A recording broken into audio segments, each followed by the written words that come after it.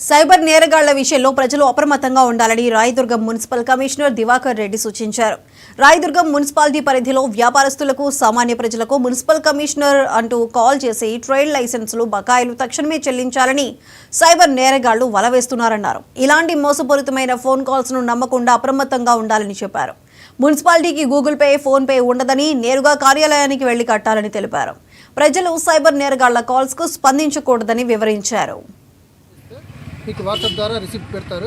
ఈరోజు ఉదయం 10:30-11 ప్రాంతం నుంచి ఒక వ్యక్తి నుంచి ఒక కాల్ వచ్చింది నాకు. Rayadurgam municipal commissioner Rayadurgam municipality నుంచి కాల్ చేస్తున్నాను. మీరు ఇంతవరకు ట్రేడింగ్ లైసెన్స్ రెన్యువల్ చేసుకోలేదు. సో ఇమీడియట్గా మీరు ట్రేడింగ్ లైసెన్స్ రెన్యువల్ చేసుకోకుంటే తగు చర్యలు తీసుకోబడతాయని బెదిరించినట్టుగా మాట్లాడారు. కొంచెం మేము కన్ఫ్యూజ్ అయిపోయి సరే సార్ మేము ఫీజు కడతాము అంటే మీరు ఇమీడియట్గా గూగుల్ పేలో చెల్లించండి, ఆపరేటర్ నెంబర్ చెప్తాను నేను, ఆ గూగుల్ పేకి అమౌంట్ సెండ్ చేస్తే మీకు వాట్సాప్ ద్వారా రిసిప్ట్ పెడతారు. మీరు ఇది నెక్స్ట్ నుంచి ఇట్లా రిపీట్ అయితే నేను ఒప్పుకొని ఈసారికి ఎక్స్క్యూజ్ చేస్తున్నానని బెదిరించినట్లు మాట్లాడారు.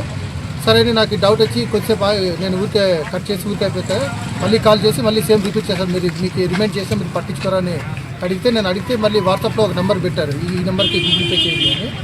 నాకు డౌట్ వచ్చి కొద్దిసేపు తర్వాత మళ్ళీ అలాగే ఆగితే మళ్ళీ చేసి ఈ నెంబర్ పనిచేయట్లేదు సార్, నాకు గూగుల్ పే వేరే నెంబర్ ఉంటే సెండ్ చేయండి అంటే మీరు పట్టించుకోవట్లేదు, మీకు మీద ఒక చర్యలు తీసుకోవాల్సి వస్తుందని బెదిరింపుగా మాట్లాడారు.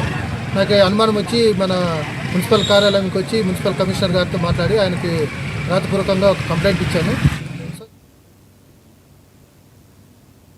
ఇవి ఇప్పటివరకు అప్డేట్స్.